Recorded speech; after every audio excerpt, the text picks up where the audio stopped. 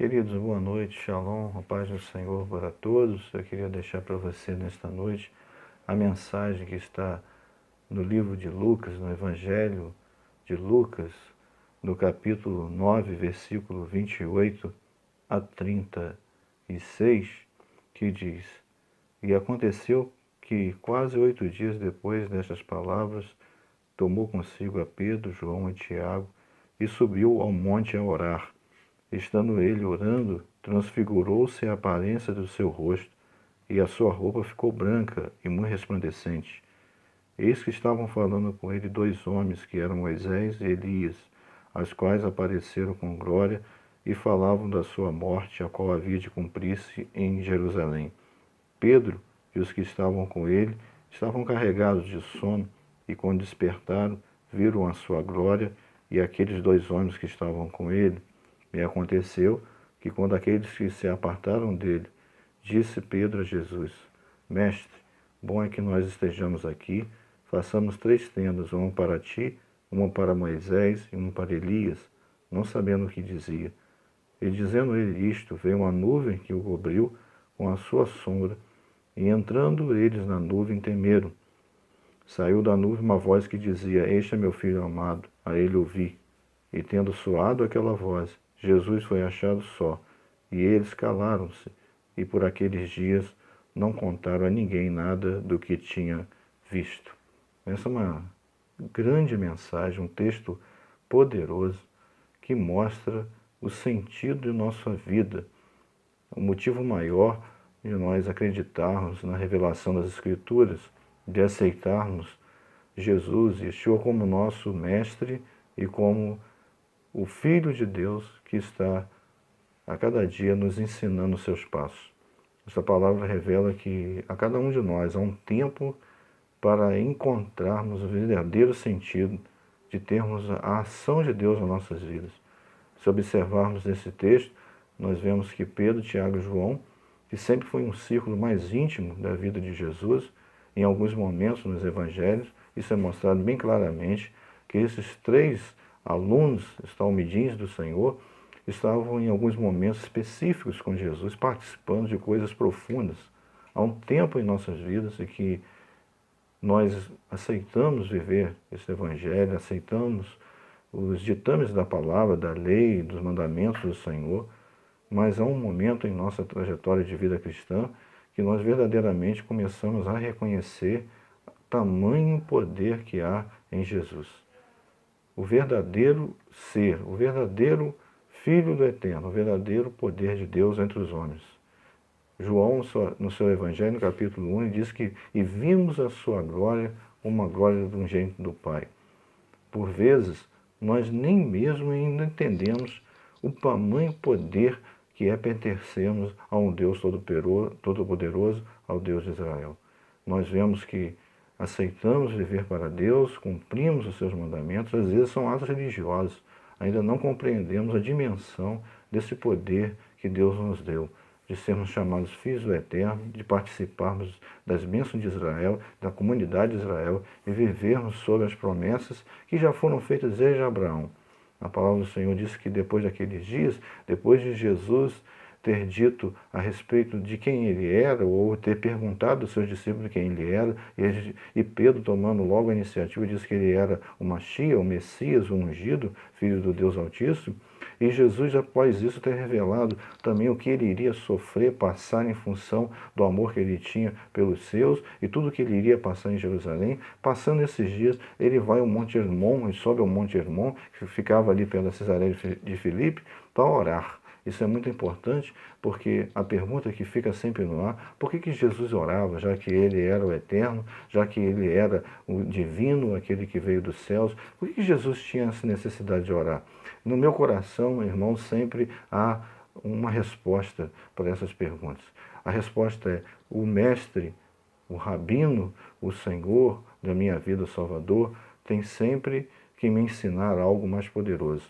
Ele sempre vai pedir a cada um de nós aquilo que ele mesmo realiza, aquilo mesmo que ele ensinou, os passos que ele deixou para cada um de nós. Nos momentos de maiores dificuldades, de aflições, no momento das tormentas, nas horas mais difíceis, que Jesus sabia que ele iria enfrentar, e ele como homem, como diz lá em Filipenses capítulo 2, ele como Deus não teve usurpação de ser igual a Deus, mas se fez homem, em semelhança de homem. Então Jesus, naqueles momentos em que, como homem, como nós, que devemos enfrentar situações que estão às vezes além da nossa capacidade, ele mostrou qual é o caminho que devemos prosseguir.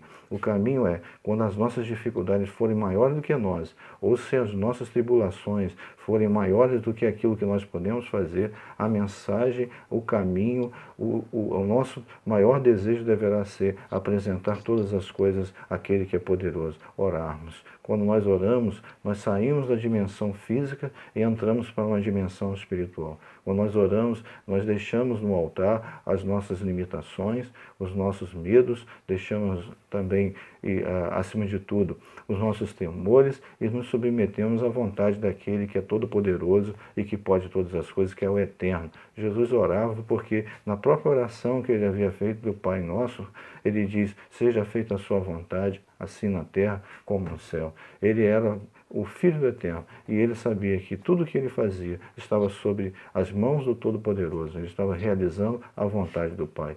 Ele sabia bem claro e deixava isso bem claro para os seus ouvintes, de que tudo que nós fazemos nesse plano físico está sob a vontade daquele que está no trono, acima de todas as coisas, sobre todos os governos, sobre toda a criação, está o Deus Todo-Poderoso, o Deus de Israel. A palavra do Senhor diz que o Senhor foi ao monte para orar. Ele subiu para falar com o Pai, para deixar um pouco as situações que abaixo estavam para ser enfrentadas. Subir ao monte é deixar abaixo o nosso dia a dia, é deixar as nossas tribulações, é deixar por um momento aquilo do cotidiano, diário, né? Aquilo que nós passamos em cada instante, para elevarmos a presença de Deus e estarmos buscando uma resposta, buscando de Deus uma orientação e também, acima de tudo, esvaziarmos de nós mesmos para buscarmos sermos cheios da Ruach do Espírito Santo, porque esta é a vontade de Deus em Cristo Jesus. Ele foi até o monte e levou esses três com ele. E chegando ali, diz o texto, que ele transfigurou-se a aparência do seu rosto. A palavra transfigurar no grego é metamorfos ou metamorfose, de onde vem a palavra metamorfose, transformar-se. Jesus, ele passou naquele momento em que ele estava ali naquele monte, ele voltou àquela glória que tinha antes com o Pai. Aquela glória poderosa do Filho do Eterno, o Cordeiro que está sentado à sua destra. Naquele momento, Jesus pôde voltar àquela essência do Filho que participou da criação de todas as coisas. Lá em Bereshit, diz que ele estava criando o mundo com o Pai, ele era a palavra criadora. Jesus voltou ao estado original, quando junto com o Pai estava criando todas as coisas, porque ele, Jesus, é a forma humana do Deus eterno entre os homens. Nós sabemos que Adão foi criado à imagem de Jesus, porque Jesus é o molde mais poderoso que os homens podem ter como referencial. O Pai, o Deus eterno, é luz, a Bíblia, Deus é luz, e nele não habita treva nenhuma. Ele é o eterno, ele é a luz, mas Jesus sim, os homens, né, como ele veio em homem, como nós, porque o próprio Adão foi feito à sua imagem, ele foi feito a uma cópia exata daquilo que Jesus era, e Adão era um ser de luz, era um ser espiritual, e através do pecado Adão perdeu essa natureza espiritual, tendo que depois buscar o arrependimento e assim voltar a ter uma comunhão mais íntima com o Eterno. A palavra do Senhor diz que ele transfigurou-se o seu rosto. Isso nos faz lembrar de Moisés no monte, né? No monte, quando diante de Deus, 40 dias e 40 noites, Moisés esteve num estado tão poderoso que Moisés voltou a viver um tempo de glória e a sua vida espiritual esteve acima da sua natureza carnal, e ali naquele ambiente de glória, da Shekinah de Deus, Moisés pode alcançar esse estado. E quando ele desce do monte, diz o texto que o seu rosto resplandecia, né? Israel não podia nem mesmo fitar os olhos na face de Moshe, porque Moisés resplandecia. É assim que acontece conosco. amado irmão, você que me escuta esta noite, mesmo nos estados que nós nos encontramos, às vezes nas nossas tribulações, nas nossas lutas diárias, na nossa pequena fé, a incredulidade que bate no nosso coração, é possível nós buscarmos viver cada dia mais próximos de Deus, naquilo que Deus requer de nós, na intimidade, na proximidade, na comunhão. Sabemos que em todas as coisas nós somos mais do que vencedores por aquele que nos amou e que nenhuma tribulação desse tempo pode se comparar com a glória que há de ser revelada a cada um de nós. Cada um tem um peso, cada um tem uma tribulação, cada pessoa tem uma luta a ser vencida, mas à frente de todos nós, independente das características que temos, independente da condição social, independente do que eu vivo, do que você vive, há uma mensagem, há uma só mensagem para nós. À nossa frente está o general de guerra, né? O Jeová de Sebaotes, o Senhor dos Exércitos, está à nossa frente. Ele luta a nossa batalha. Quando nós estamos diante dele em oração, quando nós buscamos o Senhor em oração, Jesus foi ao monte para orar e nos ensina isso, que devemos estar sempre diante do Pai, porque quando nós oramos, nós saímos dessa dimensão material, física, e entramos numa dimensão espiritual, submetendo-nos à vontade daquele que nós estamos falando com Deus, então estamos submetendo a sua vontade. Ali nós deixamos nossos temores, falamos nossas necessidades, abrimos o nosso coração e pedimos que Ele intervenha sobre as nossas vidas. Estamos nos submetendo à sua vontade, ao seu poder, estamos submetendo à sua palavra. Então Jesus estava se submetendo à vontade do Pai, ele estava sempre se submetendo diante de uma missão tão poderosa, diante das lutas que ele ia enfrentar, diante até mesmo da negação dos seus. Ele sabia que ele orando, ele poderia ter uma resposta do Pai e as mãos do seu próprio Pai nunca o abandonaria. Essa é a mensagem para nós. O nosso Pai, o nosso Deus, ele nunca irá nos abandonar.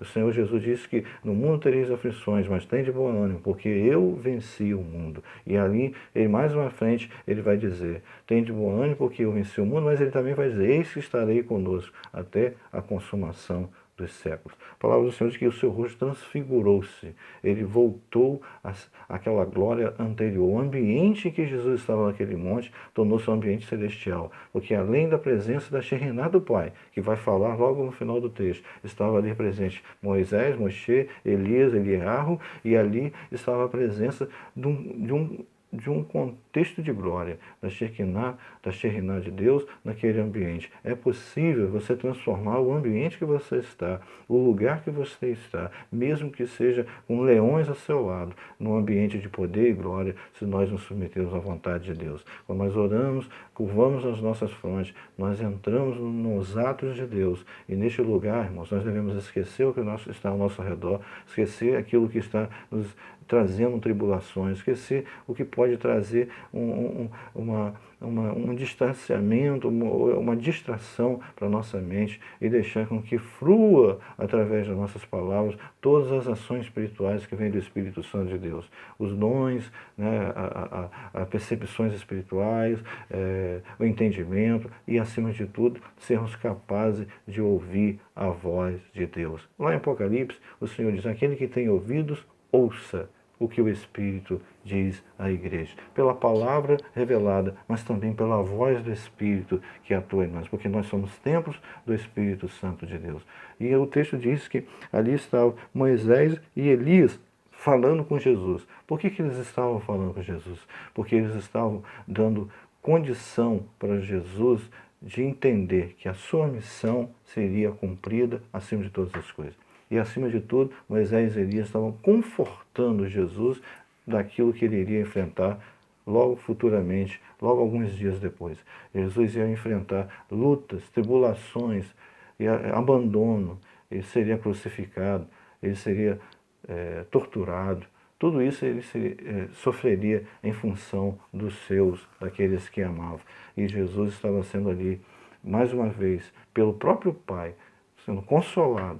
E a figura de um profeta, e a figura de Moshe, que traz também a lei para o povo de Deus. está um conforto da palavra, da profecia, o conforto do próprio Deus. É isso que acontece conosco. Quando Deus quer nos consolar, Deus envia até um anjo para falar contigo. Quando Deus quer nos consolar, Ele usa um servo dele para falar para você. Quando Deus quer consolar, Ele usa a profecia bíblica, Ele usa a revelação das Escrituras, Ele usa o poder do Espírito para falar conosco. Porque as lutas não podem suplantar o povo de Deus. Quanto a Israel, não há encantamento, meu irmão.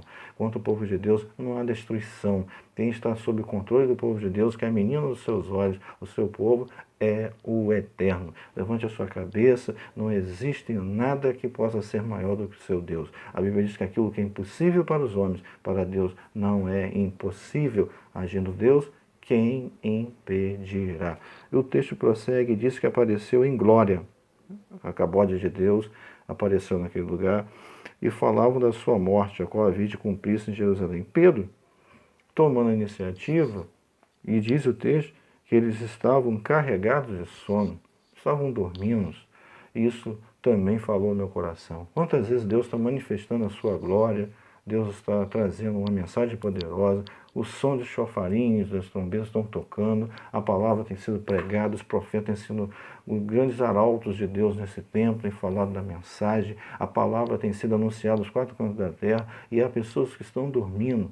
Shaul Paulo, ele diz, não durmais como os demais. Existem pessoas que estão como nos tempos de Noé, dormindo. As pessoas estão pregando anúncio profético da volta de Yeshua, de Jesus, anúncio profético de arrependimento, como João Batista pregou arrependimento, mas as pessoas continuam comendo, bebendo, porque amanhã irão morrer. As pessoas não estão se interessando pelas questões espirituais. As pessoas querem comer, beber, vestir-se, ter carros, casas, estão buscando até mesmo nas igrejas essas coisas, as coisas fúteis, materiais, coisas que perecem, não buscam as coisas que são do alto, mas aquelas que são da terra, que a ferrugem come, que o ladrão rouba, né, irmãos? E aquilo que tem destruído até mesmo a amizade entre muitos irmãos. Hoje há irmãos que estão até invejando os dons espirituais de outros irmãos, irmãos estão invejando até as prosperidades de alguns outros, alguns que estão até vivendo em tempos de aflição,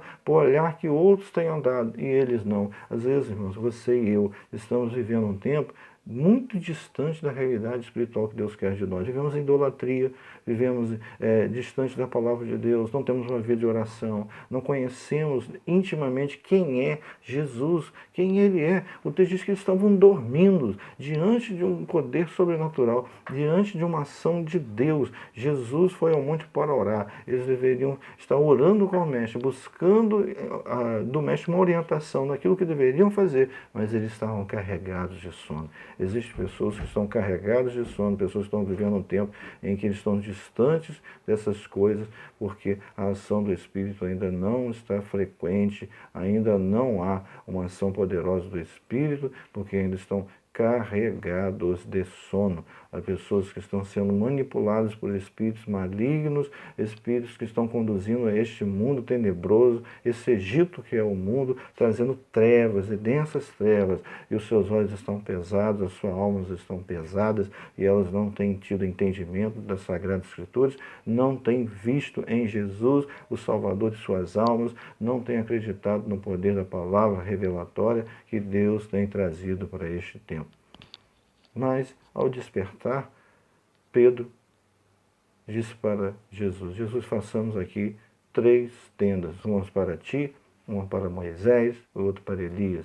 Fez sucar, né? 3 tendas. Foi notório que Pedro observou que o ambiente de glória, o ambiente onde a Shekhinah de Deus desceu, era um ambiente que nós deveríamos estar. Nada se compara a isso. Quando nós estamos diante de Deus, a nossa vontade, o nosso desejo, o desejo da nossa alma, que a nossa alma suspira pelo Deus vivo, é viver nesta glória. É voltar a ter aquele entendimento, a vontade, o desejo de viver para Deus e em Deus. Como Adão vivia no Éden, lá no Éden, aquele ambiente de glória onde Deus falava, revelava, onde Deus buscava a sua face. O texto diz que Pedro queria viver naquele ambiente, manter-se naquele lugar, e não descer, não voltar ao ambiente natural, à vida cotidiana, aos problemas que estavam abaixo do monte. A vontade de Simão Quefa, de Pedro, era estar naquele ambiente. Às vezes nós não conseguimos alcançar isso. Até mesmo nas nossas congregações, nas carralas, nas congregações que nos reunimos, às vezes há pessoas que estão ali por interesse, alguns estão por obrigações, alguns estão ali porque tem medo de amanhã o seu líder está cobrando onde ele estava, e não há esse desejo de aproximar-se desta glória, que aqui o texto diz que naquele lugar se tornou-se um ambiente de glória, porque Deus estava naquele lugar, a Shekhinah de Deus se manifestou naquele lugar. Eu quero encerrar, porque a nossa mensagem é simples, é apenas um resumo do texto. Eu quero dizer para os irmãos que o texto diz que logo depois, dizendo ele, uma nuvem que os cobriu com uma sombra, e entrando eles na nuvem, temeram. Isso é uma voz que dizia, este meu filho amado, a ele ouvi. No versículo 36 diz, e tendo soado aquela voz, Jesus foi achado só, e eles calaram-se, e por aqueles dias não contaram a ninguém nada do que tinha visto. Esse versículo é importante. Versículo 36. E tendo soado aquela voz, Jesus foi achado só. A última coisa que eu quero comentar esta noite é: tudo está para Jesus por meio dele. Tudo se resume na pessoa de Jesus. Ele é o Messias da casa de Israel, ele é o Salvador do seu povo, da igreja. O ambiente tinha glória. O ambiente tinha Moisés, Elias, Moshe, Eliarro. Mas tudo aquilo passou depois a não estar mais presente e somente Jesus estava naquele lugar.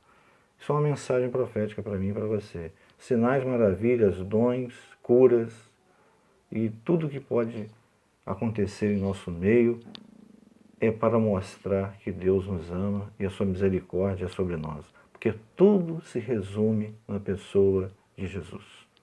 O centro de todas as coisas é Jesus, Yeshua HaMashiach. Por quê? Porque é para Ele, por meio dele, são criadas todas as coisas. Os discípulos estavam ali e tudo foi revelado para mostrar a sua divindade. Ele é o divino, Ele é o eterno. Ele veio do Pai e para o Pai voltaria. Quem vê a mim, vê o Pai. Tudo que existe hoje é para a glória dele. Se estou de pé, as misericórdias de Deus me sustentam. E o sangue de Jesus Cristo é a única coisa que me purifica de todo pecado. Não existe método, não existe mecanismos, não existe nenhuma outra fonte de vida a não ser em Jesus.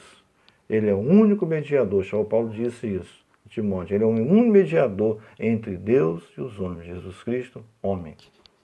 Os profetas serviram, os reis falaram dele, os anjos servem, e nós, como os teus servos, também servimos a Jesus e o adoramos.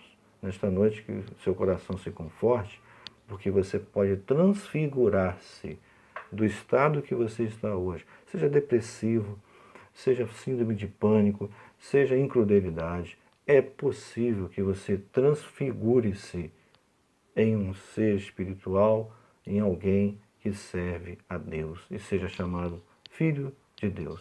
E a todos quanto receberam, deu-lhe poder de serem chamados filhos de Deus, está lá em João, no seu capítulo 1. Romanos, capítulo 12, Paulo diz, apresentai-vos a Deus como sacrifício vivo, santo e agradável a Deus, que é o vosso culto racional, e não vos conformeis com este mundo, mas transformai-vos pela renovação da vossa mente. Essa palavra transformar lá é metamorfo. É a mesma palavra transfigurar. Para transfigurar. Deus quer que nós transformemos-nos e transformemos também o mundo em que vivemos. Pela renovação da nossa mente, que vem pela mente de Cristo. Vós tendes a mente de Cristo, diz a palavra. Nós conhecemos sua vontade, sabemos seus mandamentos, temos a rua, o Espírito que está conosco. Temos por promessa a aliança e todos os mandamentos e, acima de tudo, um reino que ele já nos propôs, e estamos hoje firmados nesta palavra, na rocha que é Jesus de Nazaré. Tudo está nele, por meio dele, para ele, e a glória pertence a ele, mas ele quer fazer em nós um templo cheio da sua presença e da sua glória. Paz seja contigo, Shalom, Deus te abençoe. Muito obrigado porque você é para mim especial.